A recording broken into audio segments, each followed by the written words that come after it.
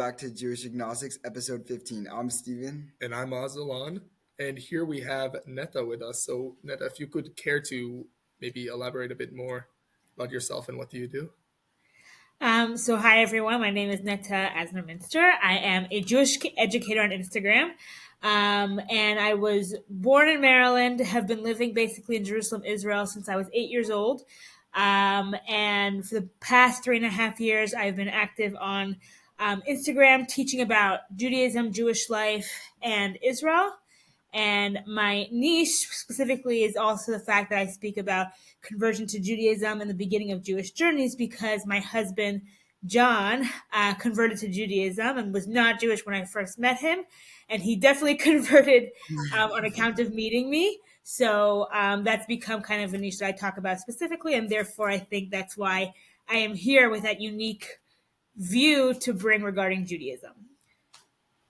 Wow, yeah. Yeah, that's incredibly interesting. I don't think we've ever had anyone so far that, sort of married outside of like their own religion and then like sort of bring people closer to that.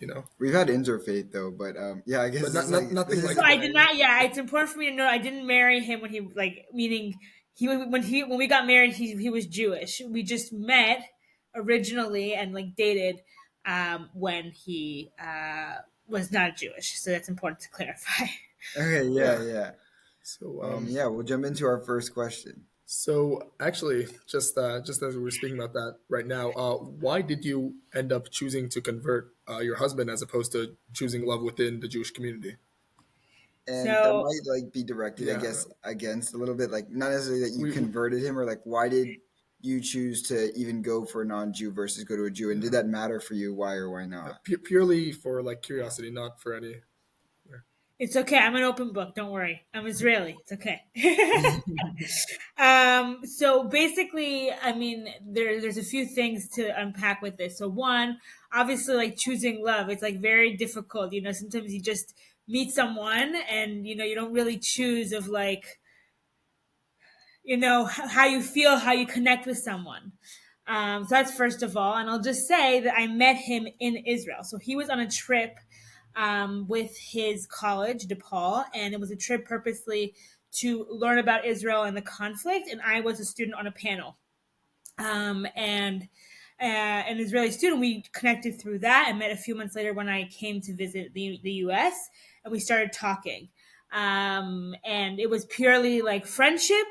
And then 2 months later, when I realized that I had feelings for him, I basically told him, I would like to, pursue and see where this goes, and I have feelings, but you'd have to convert. Which I wanted to say, I meet a lot of people today. I've spoken to over 100 people who are interested in conversion, and often it's because of meeting someone. A lot of the people are way beyond that, meaning they're already dating, they're already married, and then they're interested in conversion. So for me, because I grew up modern Orthodox, it was very obvious to me that I wasn't going to even start dating him unless there was an interest in conversion. And I'll just say that the next day, I already connected him to a rabbi. Within a year, he converted to Judaism. So, meaning obviously this was his journey because I was in Israel and he was in Chicago and we were long distance and everything. But at the end of the day, I mean, obviously he really connected to Judaism. He really connected to me in some way to be able to want to pursue this even in the first place.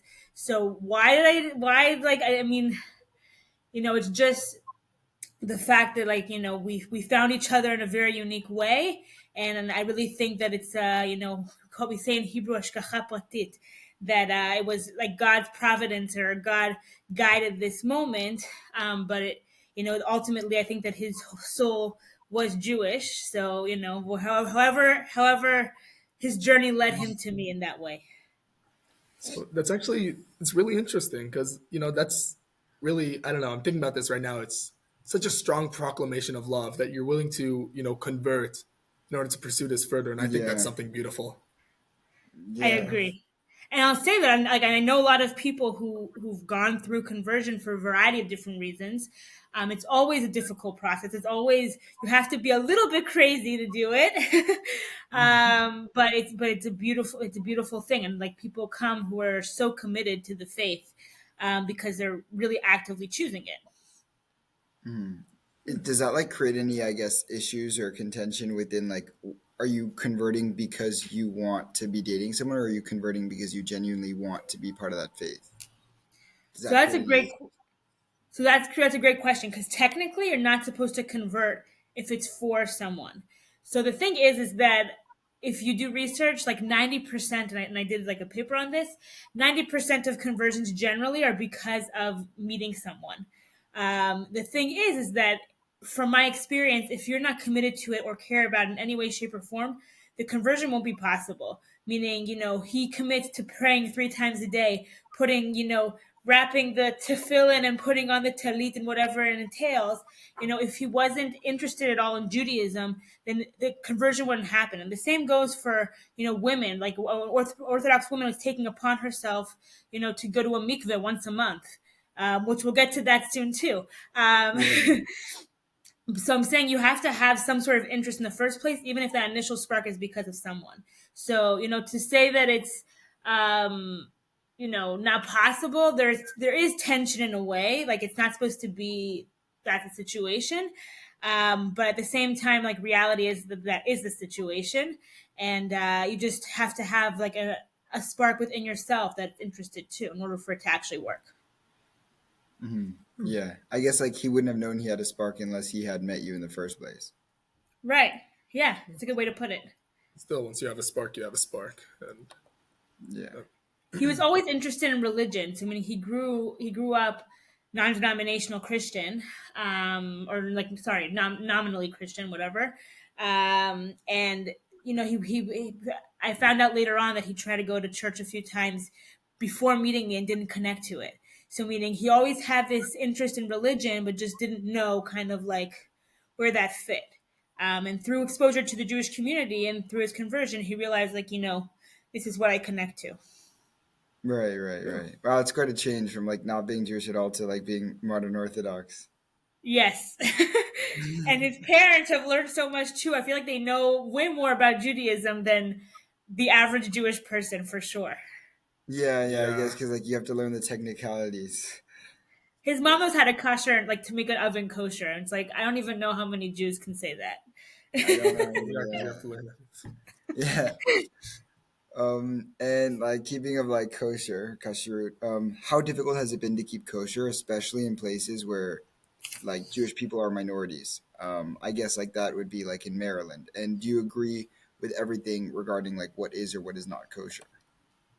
Okay, so I'm gonna unpack the second part of the question first, and then get to the first part. So I'll just say what is actually kosher, not kosher, is written in the Torah, meaning very clearly of like the animals. Specifically that we're not supposed to eat blood, and we're not supposed to eat the like sciatic nerve. We're not supposed to mix meat and milk. All of those things. So meaning like the question if I agree with it or not is not something that's ever come to my mind before because it's just written black and white. And the reasoning is that really like we just follow God's words.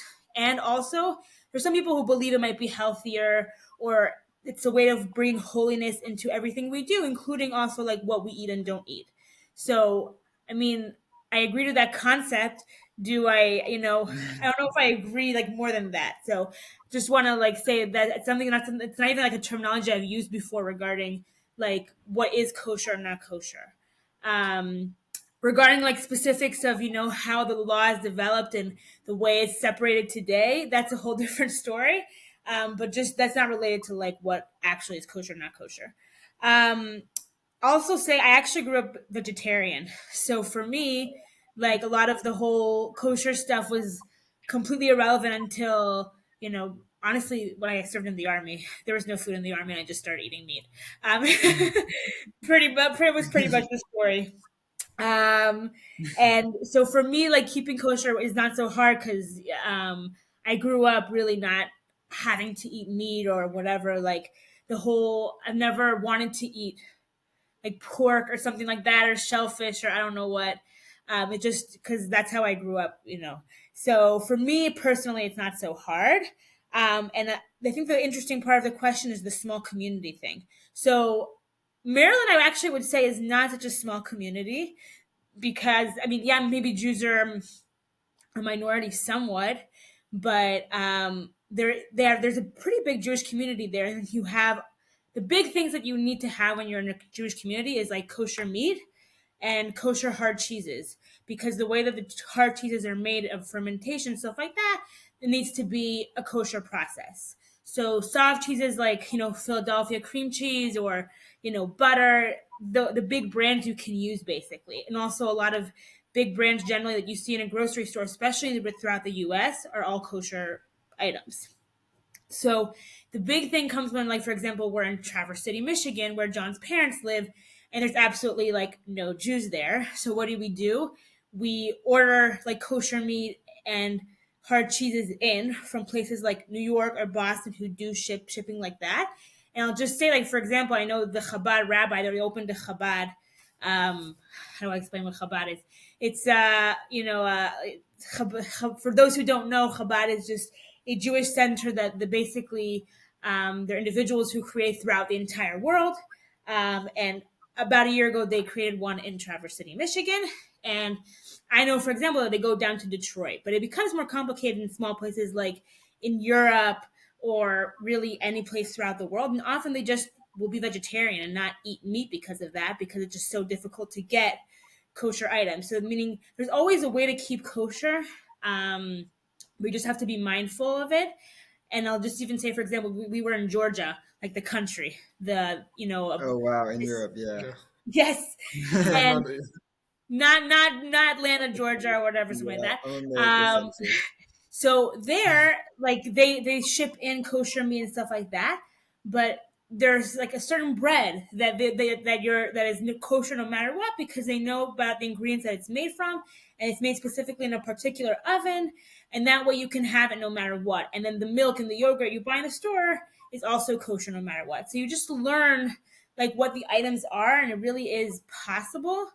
Um, but yeah, it requires planning and verifying, etc. So I always say that it totally is possible, but just you need to be mindful of it. And especially in the US, I think there's so many big brands that carry they have kosher items. That really isn't such a big deal in the US, in my opinion. Right, right. yeah. And is there any part of like kashrut that you always like? I wouldn't want to say like had second guesses or thoughts about, but any part that you ever questioned, like mixing meats and milk. What is the reason for doing so?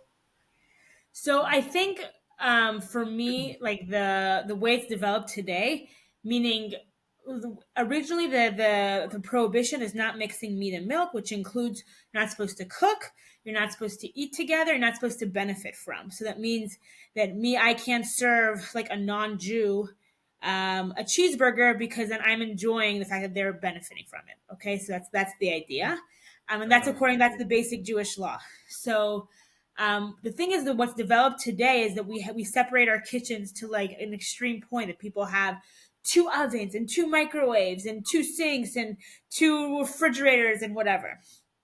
And the only reason that is because we live in the 21st century, and it's so plentiful. Meaning, in the Middle Ages, people didn't have like dishes. So the whole situation that we have today of the extreme separation is just like development of our reality. And sometimes I don't know if I question that, but I feel that it's that's what becomes overwhelming for people when they think about keeping kosher. It's not the food; it's all the little details of like how do we separate all of these things within our kitchen and maintaining a kosher kitchen. So at the same time, I mean, like that's the world we live in. We live in this world of we have everything and we have a lot of it, and it comes with various not consequences, but things we have to take into account. So that's really a development of 20th century of just being in the world we live in. Right, right. That Yeah. makes sense. Yeah. No, yeah. All right. Now, moving on to sorry, moving on to more your work life. So, what Yeah. does being a Kallah teacher entail? So I feel I don't know your audience. So I feel like I have to explain various things first in order Yeah, Oh to yes, yeah. actually answer dive that Try right to into question. explain like what a Kallah teacher is. So Just basically, yeah. So basically, a Kallah teacher means that I teach brides um, who are marrying like Jewish women who are either Jewish women who are either married or that they're brides themselves. The laws of family purity. What is family purity? It defines when a couple can touch or not touch according to when the status of nida starts. So the simplest thing explanation is what people say is the period. The thing is there are other situations that applies to as well. Also birth, which for me people are not going to see, but I'm like very pregnant below this camera. I'm like 40 weeks pregnant, so that situation for me is very relevant very soon. Um, but I'll say like the past 9 months, I've obviously like thank God have no bleeding, so therefore like the whole status of that doesn't apply. So, anyways, the being a Kallah teacher is actually teaching those rules to Jewish women who are either about to get married or married. So it doesn't apply to people who are not beforehand. So as I said, family purity it defines when a couple can touch or not touch and when they're separated. Um, and and basically just as a basic like understanding of what that means is that once a bleeding starts for a woman, the couple separates. And the more observant you are, the more likely that you're not going to be touching at all. So it's not just like sexual relations, it's also just touch of like holding hands or, patting on the shoulder. It really is all kinds of touch. And it can even get to like, passing things to each other or throwing the keys across Oh the room. Like you really wow. create a separation for those, 12 days. So basically you have it depends on your custom 4 or 5 days of actual nida, and then you have 7 clean days so that you're in this transition period before you get to the mikveh. And the mikveh is the Jewish ritual bath that, by the way, is also used for conversion. And I love it because you go in with one status, and once you come out, your status changes. So with nida, you're going in as like I can't touch my husband, and you come out. I can once again. I hate these words like pure and impure because it really isn't that. Right. It's like status, and it doesn't affect like who you are compared to anywhere else in the world or anyone else in the world. Like you can touch a Torah, you can do whatever you want. Like it's just about your relationship with your husband. Um, and what I want to say. Oh, and with conversion as well. Like you go in that you're not Jewish and you come out that you are Jewish. So that is basically like the basic outline of Nida. But I'll also say, as being a Kallah teacher, which is important to mention, I studied the particular laws, the Jewish law surrounding these specifics, and learning about particular customs and the specifics of like how do you go from one status to the other and all of those things. And I teach that. It takes about like 5 or 6 classes, and each one is about an hour and a half. So it does take time to go through. Yeah. Um, but I'll also say that part of that is understanding that this is a huge part of a relationship between a couple, meaning we also talk about intimacy and sexuality in Judaism, and even things like birth control and positions and what is allowed and not allowed in Jewish law, and red flags, and just relationships generally, and wedding customs or prenups. So we talk about a lot of different things that are beyond just the like flat out Jewish law. And that for me is being a Kallah teacher, is really guiding these women on this journey before their marriage or during their marriage, depending on where they are in their journey. Right. Right. Mm-hmm. Wow. That's really cool. Interesting. Yeah. Yeah. Have you ever? You're two guys who are 17, and like so it's like not. I'm sure it's like so far like not in your. No, I mean like I Mm, get it. Like I get like yeah. the Jewish customs part. Like I mean about like the bleeding aspect, like maybe not so much, but Do you I ever encounter like when you're teaching like a pushback from your students on some of these ideas? Because some of them like so I'm willing to bet that some of these Jewish ideas maybe don't fit so well with some maybe popular opinions on. So, first of all, people who are reaching out to me to learn are already interested. So, meaning they're already coming with saying I want to understand a little bit more. And the discussion of like comments and opinions like those, I'll get on Instagram. And I've received before, and I've had to block people, unfortunately, because sometimes it gets very nasty. Because it's just because it's so intimate and has to do with like sexuality and stuff like that, for sure. Um, and I'll also say sometimes I teach people who are completely secular, and then it's my role to either refer them to somebody who has the authority to give them different ruling and make it a little bit quote unquote easier for them. Um, and there's ways to just frame it in a way that at the end of the day it's their choice. Like I'm not good at going in their bathroom, bedroom, and going to Yeah. determine like what they're doing and not doing. It's between them and God, right? So even if there's pushback, I'll explain where it comes from and find different solutions so to make it that they would observe it as much as possible. At the end of the day, it's their choice. So that's also what being an educator to me means, is that I provide the knowledge and information, and then people do whatever they want with it. What inspired you to be a Kallah teacher?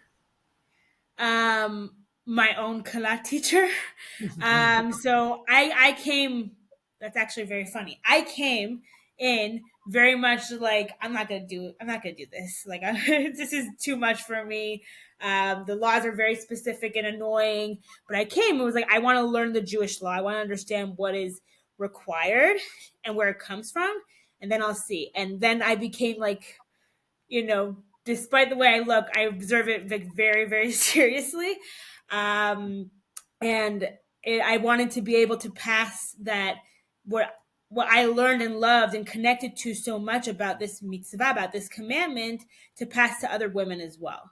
And also that approach of understanding just the beauty of sexuality in Judaism, sex in Judaism generally, and being able to talk about the subjects that are beyond just the cut and dry Jewish law was really important to me. So that's why I got the training. And then so far, I think I've taught 5 or 6 bride/married Jewish women. Wow. Do you do like one-on-one tutoring or like in groups? One on one. Okay. Group Yeah. is future. Hopefully, someday. Yeah, yeah, that's super cool. Um, and I guess like shifting a little bit aside, because when I go on your Yes. Instagram or like go through, you always talk about like the holidays, especially with like Purim coming up. So, what is your favorite Jewish holiday and why? Okay. So it's a great question. Because there's a lot of Jewish holidays. Yeah. So I have two. So one is Hanukkah. Oh, of course. But because it's this holiday of light, it's fun. You're able to do whatever you want, and just like the themes are really fun. Putting aside the whole like, yes, it's winter break and it aligns with whatever, and um, but when it actually comes to like a Jewish holiday that's a full observance and everything, I would have to say Rosh Hashanah, which is the Jewish New Year. Um, because it has a lot of like has the food aspect that my family goes all out with Jewish New Year celebration and special foods, and you have also the apples and honey and pomegranates and all these symbolic foods that people do for the beginning of the new year. It really feels festive. And then also I personally very much like prayer. So the prayers are very long on Rosh Hashanah, but they're very meaningful and thoughtful. So I'll just say, like, the idea is, yes, it's a Jewish New Year, but we also believe that this is the time that God is writing us in the various books for the upcoming year. So it could be, book of life or death, or, livelihood and health and merit and forgiveness. So just like, what does our future look like this coming year? And to be honest, this past year, it's felt very meaningful given what happened on October 7th. Just praying about all of that and knowing what people's fate actually was, and just it gives so much significance looking back to what that holiday represents and really what is upcoming during the year. So I personally really connect to the prayers, and it's really powerful and meaningful for me. And then it also gives the opportunity, especially when you're looking back during the year, about what you're actually saying. So you have the festivity, but you also have the seriousness and the planning towards the what the upcoming year looks like.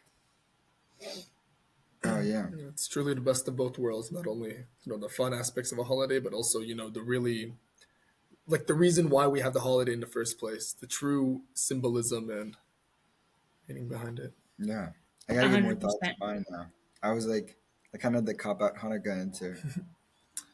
Um, Well, what? I kind of had like the easy Hanukkah answer. Honestly, yeah, I gotta give. Or I like To Be Shvat too. I don't know. I don't know. The Generally, holidays are like the holiday. Yeah, yeah. like a popular opinion, I like Pesach. I like finding the Fikoman. As a kid, that was my Really? favorite thing. That Nah, was my favorite thing to do as a kid. yeah, So but now it's sort of stuck with you're me. forgetting like no bread. I But love also, bread. It's so Yeah, difficult same. for me. Yeah, I know it's only a week, but I'll also add like when you guys have your own house, it really is annoying to clean. yeah, oh yeah, for yeah, So it's sure. like not even Pesach itself. It's like my mom already now is cleaning 2 months That's before and two, preparing for Pesach. wow, 2 months. oh my god. So it's all like the lead up. It's not Pesach itself. It's what's leading up to Pesach. So you get to enjoy that Afikoman, but like, I don't know if people It were Everyone comes cleaning with up wants to around go. you like Yeah, 2 months before. it comes at yeah, too great of a cost. Yeah, yeah. I exactly. tend to be more thought now. All right, I'll get back to you. And finally, with regards to what has recently happened in Israel, what Yeah. is one misconception about the Israeli conflict and one that is not realized outside of the state of Israel? Um so basically the like I guess the like misconception that I would define, then I'll go into a little bit as well, is that this war is like standalone. People talk about like Hamas and Gaza and like Palestinians and what Arabs whatever, as if this is a standalone event that happened and came out of nowhere or comes from this very clear um, relationship of oppressor and oppressed, and not understanding or being aware of Jewish history whatsoever. And I'll say that in two parts. Like one, Jewish history of like the Jewish history and connection to the land of Israel.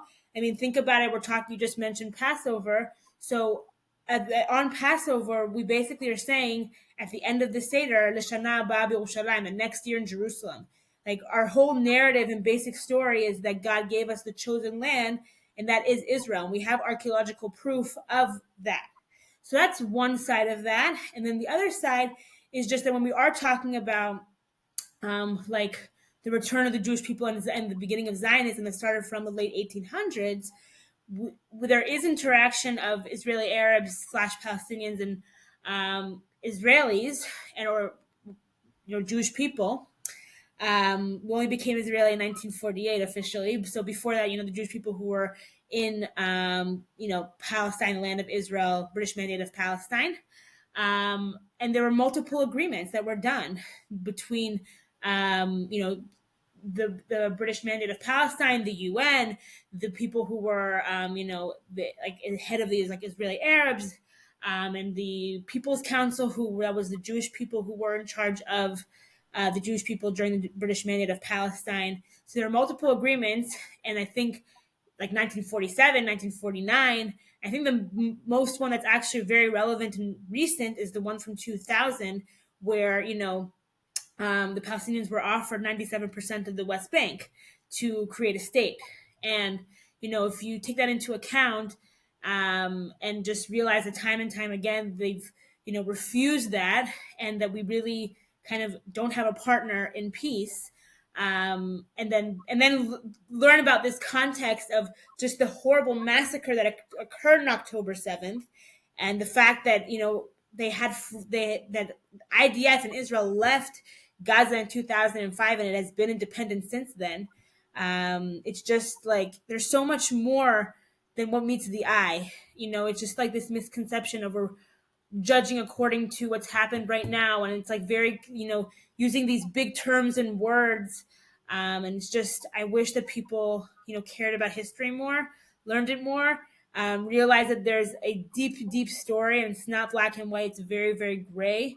I mean, well, I think it's black and white, but whatever. I think it's obvious, but I'm also like very much involved in the conflict itself, and I'm very much aware of that because I live in Israel and I've lived here for over, almost 20 years. But I just think that there's so much more that people need to be aware of and say and learn. And then there's horrible damage that's being done and affecting people because of that. So if it's a message I could share with people that people will hear to educate themselves as a Jewish educator myself, then I've succeeded in my mission. But that's Right, like right, something that I can, something that I feel regarding just the misconception about the conflict. right. It's just like it's like there's almost just so much history, and it's almost so gray that it's like too difficult to portray on the news in a great fashion because that won't like benefit. It's like it's easier to share a story that's black or white. And Yeah, it's easier to digest the story that's black and white. No one, Yeah, not many people really want to think and understand the history behind uh, global conflicts today. So it's so much easier just to paint one side as a perpetrator and the other side as the perpetrated, as the oppressed, and yeah, right. And just the like consequences have been we've so been going to a severe. Jewish school, and like I've been like researching and like trying to understand this conflict for like over 2 years, and I still don't really fully grasp the full concept of it. And like just shit goes to show like how difficult understanding something like that is, because like on one end like there is a battle of morality when you consider both sides, but also like the amount of literal and objective history you need to know in order to like kind of have a perspective on it is insane. yeah. And you have people who have massive power online who just, post a story or share or, you know, present something and it's completely like misinformation and lies, and it does a lot of damage. So I mean, what is the solution? I mean, yeah, I wish people had 2 years to learn and read and whatnot, but also I think the solution is like, shut up if you don't know. Sorry. Yeah. Sorry to be very blunt, but like, I don't speak about particular conflicts that I don't know about because I don't know about them, and it's not, in a way, it's not my place. Because like I have my best friend, her husband is from Ukraine, and the Ukrainian Russian conflict has been going on for quite a while, and I listen and I want to learn, but I'm not going to post or comment about it because I'm not like involved in it myself. Right. But I want to learn, so I think that there's an important piece here of I want to learn and be involved, and also just like, if you don't know, then don't share, because you might be doing more harm and damage than good. Right. And involving yourself in that way isn't even benefiting yourself, because then Nope. you're just choosing one side and you can't listen to the full concept itself or the Despite not full. knowing anything at all, you're just really, if you're at that stage where you don't know anything of the conflict and you're just choosing a side based on popular opinion, it's the most idiotic thing you could do. Yeah, like you said, you're shutting yourself off, and you don't even know why you're shutting yourself off. Yeah. I think the biggest example for that, I mean, maybe I'm wrong and they do know, but like the Oscar pins, the that was calling Oh, for right. Yeah. Yeah, ceasefire, and those pins were like from the one of the most horrible things that happened during the Intifada, where two men went into a Palestinian village by mistake and were completely like literally torn apart. And then like the person had blood on his hands, and Yeah. that was Those that was the videos. pin. Those. Mhm. And so like my hope is that they did not know what it represented. But at the same time, the fact that they were doing it and calling out was huge, and it had a huge effect and a negative effect from my point of view.